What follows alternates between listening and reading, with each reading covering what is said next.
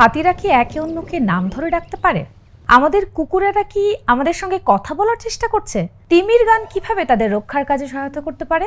বিশ্বজুড়ে বিজ্ঞানীরা কৃত্রিম বুদ্ধিমত্তা ব্যবহার করে প্রাণীদের ভাষা বোঝার চেষ্টা করছেন।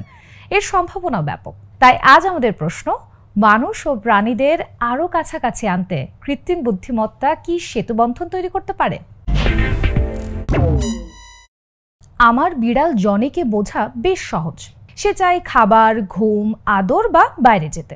আমি ঠিক বুঝে উঠতে পারছি না যে আরো বেশি ভাব বিনিময় আদৌ জরুরি কিনা। কিন্তু তাতে আমি কি কিছু একটা থেকে বঞ্চিত হচ্ছি?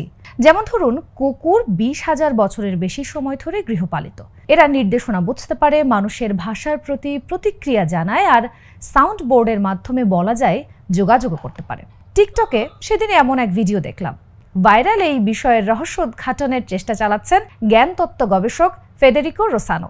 কুকুরটি যে বোতামগুলো সবচেয়ে বেশি চাপছে সেগুলো হলো খাবার, উপহার, বাইরে যাওয়া, খেলা, পানি, যেটা অবশ্যই গুরুত্বপূর্ণ, কারণ এ থেকে বোঝা যায় কুকুরটি এলোমেলোভাবে এসব চাপছে না, বা সে শুধু প্রশিক্ষণে যা শিখেছে তাই অনুকরণ করছে না, বরং সে যা চাইছে বা যা তার দরকার সেটাই চাপছে, তবে সেটা মানুষের চাহিদা অনুযায়ী নয়। কিন্তু সব কুকুর এক নয়। এই গবেষণার জন্য ফেডেরিকো রোসানো প্রায় 60টি আরও বুদ্ধিমান কুকুরের দিকে মনোযোগ দিচ্ছেন, যারা 100টির বেশি বোতাম ব্যবহার করতে পারে। গবেষকরা একটি অ্যাপ দিয়ে মিথস্ক্রিয়া পরিমাপের মাধ্যমে ফলাফল যাচাই করেছেন। ফলাফল পেতে ক্যামেরা দিয়ে প্রক্রিয়াটি পর্যবেক্ষণ করা হয়। অনেক সময় এরা একাধিক বোতাম একসঙ্গে ব্যবহার করে, একটার পরেই আরেকটাতে চাপ দেয়, যেমন বাইরে যেতে চাই, খাবার চাই বা ট্রিট চাই। দেখতে পাবেন এইভাবে একসঙ্গে বোতাম চাপাটা আসলে এলোমেলো নয়। এর অর্থ হলো এরা শুধু ভুলবশত বা খেয়াল খুশি মতো এই বোতামগুলো একটার পর একটায় চাপ দিচ্ছে না, বরং নির্দিষ্ট অর্থবহ অনুরোধ জানাতেই এরা বারবার এই দুটি বোতামে চাপ দিচ্ছে। গবেষণার ফল দেখে মনে হচ্ছে কুকুর বেশ জটিল উপায়ে যোগাযোগ করতে পারে, এমনকি মানুষের সঙ্গেও। সম্ভবত ক্ষুধা লেগেছে চেয়েও বেশি কিছু বলতে পারে তারা। প্রাণীদের নিজেদের মধ্যে যোগাযোগের বিষয়টি নতুন নয়, কিন্তু তাদের ভাবের আদান প্রদানের বিষয়টি আমাদের কাছে এক রহস্য। এই সমস্যা হয়তো থাকবে না, আর এজন্য এআইকে ধন্যবাদ। হাতিদের উপর গবেষণা চালিয়ে কলোরাডো স্টেট ইউনিভার্সিটির গবেষকরা এক অবিশ্বাস্য আবিষ্কার করেছেন। এই হাতিটি আরেকটিকে ডাকছে নাম ধরে।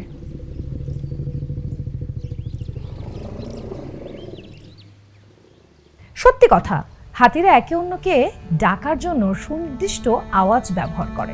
বিজ্ঞানীরা কয়েক বছর ধরে এসব ডাক পর্যবেক্ষণ করেছেন, যা খুব সহজ ছিল না, কারণ কিছু আওয়াজ মানুষের কানে ধরাই পড়ে না। এসব ডাকের অর্থ বোঝাটাও ছিল বেশ জটিল। তবে কৃত্রিম বুদ্ধিমত্তার সাহায্যে বিশাল ডেটা সেট বিশ্লেষণ করে গবেষকেরা এর বিশেষ কিছু বৈশিষ্ট্য খুঁজে পেয়েছেন। এটা সত্যি যে হাতিরা একে অন্যকে নাম দেয়। আমরা মেশিন লার্নিং এর বিশেষ এক পদ্ধতি ব্যবহার করে হাতিদের ডাক বিশ্লেষণ করেছি, আর এতে আমরা স্পষ্ট প্রমাণ পেয়েছি যে আসলে এই ডাকগুলো উচ্চারণের দিক থেকে সুনির্দিষ্ট, ভিন্ন ভিন্ন হাতির জন্য। এর মানে হলো হাতিরা একে অপরের জন্য ঠিক মানুষের মতো করেই সুনির্দিষ্ট নাম তৈরি করে। অনেক প্রাণী সঙ্গীদের সতর্ক করতে বিভিন্ন আওয়াজ ব্যবহার করে, কিন্তু হাতিরা যে শব্দ ব্যবহার করে সেটা একেবারেই আলাদা। এই শব্দগুলো অনুকরণ ভিত্তিক নয়, অথবা যার নাম রাখা হয়েছে তার ডাক বা আওয়াজের মতো করেও এই শব্দগুলো বানানো হয়নি, বরং এগুলো এমন শব্দধ্বনি যা হাতিরা একে অন্যকে চেনার জন্য নিজেরাই তৈরি করেছে।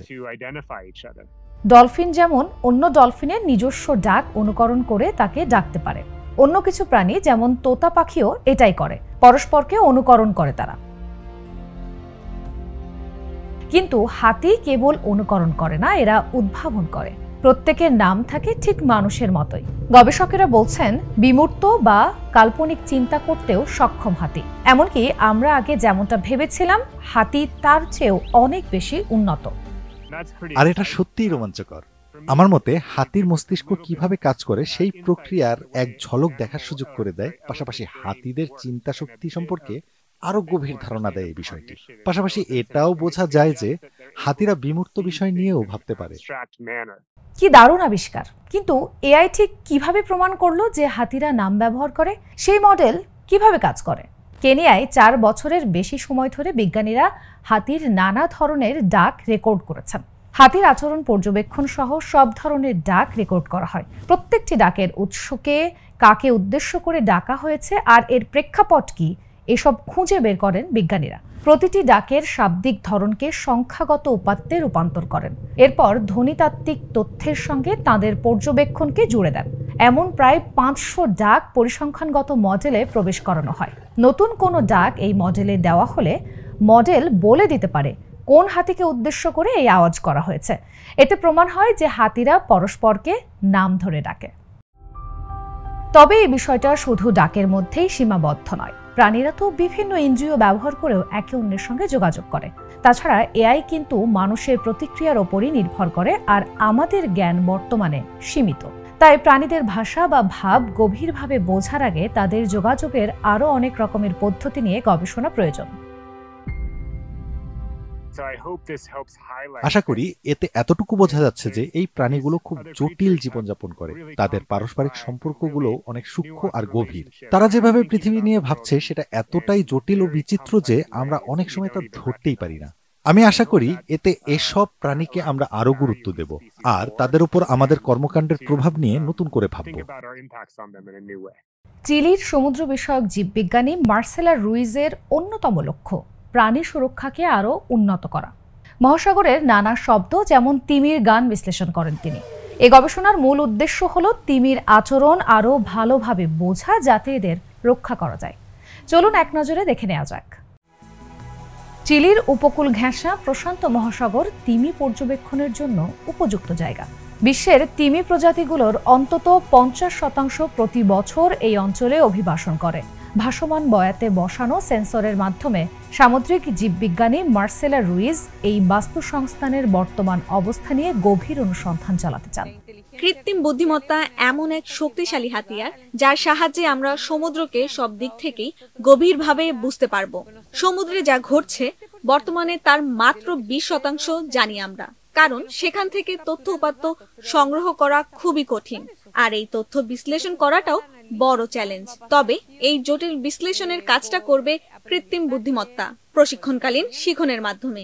এর ফলে আমরা এমন অনেক কিছু দেখতে ও বুঝতে পারবো যা মানুষের পক্ষে এখনো দেখা বা বোঝা সম্ভব নয়।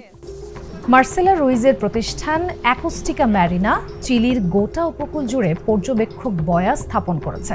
দলটি নিয়মিতই সর্বশেষ হাইড্রো অ্যাকোস্টিক উপাত্ত বিশ্লেষণ করে থাকে, কিন্তু এমন সব আওয়াজ আছে যা আমরা শুনতে পাই না। এখানেই গুরুত্বপূর্ণ ভূমিকা রাখবে কৃত্রিম বুদ্ধিমত্তা। এক্ষেত্রে এআই টুলগুলো অনেক বেশি কার্যকর আর ভাসমান বয়া থেকে স্বয়ংক্রিয়ভাবে পাঠানো তথ্যের বিষয়ে অনেক দ্রুত প্রতিক্রিয়া জানাতে পারে। অ্যালগোরিদমগুলো তাৎক্ষণিকভাবে সব তথ্য বিশ্লেষণ করে। যেমন ধরুন, যদি তিমির গান শনাক্ত হয়,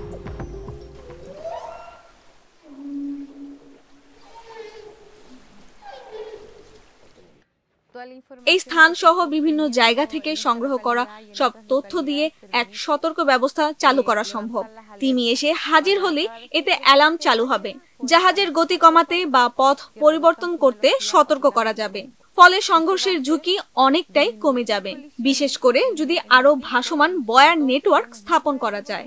এই বয়ারগুলোই এমন সুরক্ষা ব্যবস্থা বাস্তবায়ন করতে পারবে। বিজ্ঞানের সীমাবদ্ধতা দূর করতে আর সমুদ্রে আমাদের বন্ধুদের সুরক্ষায় কৃত্রিম বুদ্ধিমত্তার উপর নির্ভর করছেন এই বিজ্ঞানী। সমুদ্রে হোক বা ডাঙায়, বিশ্বজুড়ে বিজ্ঞানী ও পরিবেশবিদরা তাদের কাজের প্রভাব আরও বাড়াতে কৃত্রিম বুদ্ধিমত্তা ব্যবহার করছেন। যেমন ধরুন, বিশ্বের সবচেয়ে বড় মানব সদৃশ বন্যপ্রাণী প্রজাতি গরিলার বিলুপ্তির ঝুঁকি এখন অনেক বেশি। গবেষকেরা তাই চিড়িয়াখানায় এআই প্রযুক্তি কাজে লাগাচ্ছেন, যাতে বন্য পরিবেশে এদের আচরণ আরও ভালোভাবে বোঝা যায়। খাওয়া মারামারি ছাড়াও আরও অনেক কাজ করছে বার্লিন চিড়িয়াখানার গরিলারা। এদের আচরণগত তথ্য বন্য গরিলাদের সহায়তার জন্য কাজে আসছে।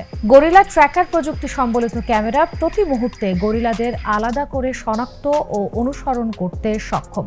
ক্যামেরার ফুটেজে গরিলা ও তাদের মুখ খুঁজে বের করে এআই। এরপর বিশেষায়িত নিউরাল নেটওয়ার্ক প্রতিটি গরিলার জন্য এক একটি আলাদা ডিজিটাল ফিঙ্গারপ্রিন্ট তৈরি করে। এর মাধ্যমে এআই প্রতিটি গরিলার আচরণ, চলাচলের ধরন ও সামাজিক অবস্থান সম্পর্কে তথ্য সংগ্রহ করে, যা পরবর্তীতে বিশ্লেষণ ও মূল্যায়ন করা হয়। কঙ্গোর গবেষকদের সহায়তার জন্য এই প্রযুক্তি তৈরি করেছেন পটসডাম হাসো প্ল্যাটনার ইনস্টিটিউটের বিজ্ঞানীরা। এটা হলো অত্যাধুনিক ও স্বয়ংক্রিয় ওয়াইল্ড লাইফ ক্যামেরা। কঙ্গোতে বর্তমানে এমন 92টি ক্যামেরা আছে। এটা হলো সেন্টিনেল, যেখানে আমাদের এআইকে বড় সার্ভার থেকে ছোট ডিভাইসে চালানোর উপযোগী করেছি। এতে আমরা কৃত্রিম উপগ্রহের মাধ্যমে উপাত্ত স্থানান্তরের সুবিধা পাই, আর তার মাধ্যমে জানতে পারি গরিলাগুলো ঠিক কোথায় আছে।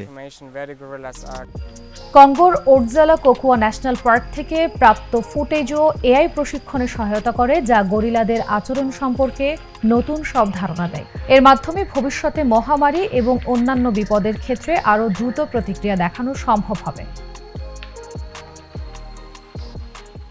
সিংহকে আরও ভালোভাবে বুঝতেও এআই ব্যবহার করছেন গবেষকেরা। বার্লিন চিড়িয়াখানার সহযোগিতায় আন্তর্জাতিক বন্যপ্রাণী সংরক্ষণ উদ্যোগ গায়া বিশেষ জিপিএস কলার তৈরি করছে। এগুলো সিংহের গতিবিধি রেকর্ড ও বিশ্লেষণ করে, আর অবশ্যই সেটা হয় এআইকে ব্যবহার করে। সিংহ এলসা ও ম্যাটেওর গলায় সেন্সর বসানো কলার আছে, যা তাদের প্রতিটি গতিবিধি ট্র্যাক করে। কোন গতিবিধি কেমন ধরনের কর্মকাণ্ডের সঙ্গে সম্পর্কিত সেটা বুঝতে ক্যামেরার তথ্য উপাত্তের সঙ্গে সেন্সরের ডেটা মিলিয়ে বিশ্লেষণ করে এআই। এখন পর্যন্ত প্রাণীদের গতিবিধির ওপর প্রচুর মনোযোগ দেওয়া হচ্ছে, কিন্তু আমরা এটাও বুঝতে চাই যে প্রাণীরা কোন নির্দিষ্ট সময়ে কি করে, যাতে তাদের আচরণ আরো ভালোভাবে বোঝা যায়। আর এই আচরণ থেকেই এদের সংরক্ষণের জন্য কি প্রয়োজন সেটা অনুসন্ধান করে বের করা যায়। গবেষকেরা পর্যবেক্ষণ করেন সিংহেরা কোথায় খায়, কোথায় সঙ্গম করে, আর কোথায় তাদের পশমের পরিচর্যা করে। এসব তথ্য আরও বিশেষায়িত সংরক্ষণ উদ্যোগের সুযোগ করে দেয়। কিন্তু চিড়িয়াখানায় পাওয়া তথ্য কি সাভানায় কাজে লাগানো যাবে? চিড়িয়াখানায় আমরা যে তথ্য উপাত্ত পাই তা অবশ্যই নিখুঁতভাবে বন্য পরিবেশের মতো হবে না। তবে চিড়িয়াখানায় সিংহদের মধ্যে আমরা এমনিতেই মৌলিক আচরণের কিছু ধরন দেখতে পাই। ঘুম, খাওয়া, হাঁটা, আবার বিভিন্ন ধরনের পদার্থের উপর দিয়ে হাঁটা। এসব সিংহ নিজেদের মধ্যে খেলাধুলা করে, রাতে গর্জন করে, নিজেদের এলাকা চিহ্নিত করে। এখানে প্রাথমিক গবেষণা চালানোর মাধ্যমে আমাদের অনেক সময়, অর্থ ও শ্রম বাঁচে। তাই এআই এর প্রশিক্ষণ হয় চিড়িয়াখানায়, কারণ বন্য পরিবেশে তাল মিলিয়ে চলাটা ক্যামেরার জন্য কঠিন হতে পারে। আমরা এখন পর্যন্ত যা জেনেছি, প্রাণীদের আচরণ বুঝতে সহায়তা করতে পারে এআই। এমনকি ব্রিটেনে এআইকে কাজে লাগানো হয় কাঠবিড়ালির গর্ভ নিরোধে।